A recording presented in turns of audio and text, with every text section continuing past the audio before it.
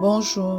La Bible dit dans 1 Roi 19 au verset 8, il se leva, mangea et but, et avec la force que lui donna cette nourriture, il marcha 40 jours et 40 nuits jusqu'à la montagne de Dieu à Horeb.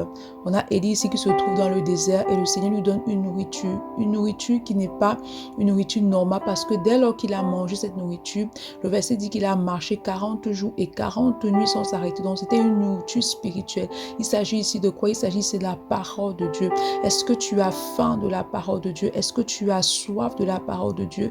De la même manière que ton corps physique a besoin de nourriture, ton être spirituel a besoin de la parole de Dieu pour s'établir, pour s'épanouir. Tu as besoin de te nourrir de la parole de Dieu parce que la parole de Dieu bâtit ton homme spirituel. La parole de Dieu te permet de vivre une vie qui honore le Seigneur et de marcher surtout sur les voies du Seigneur afin d'achever parfaitement ta course et ta marche.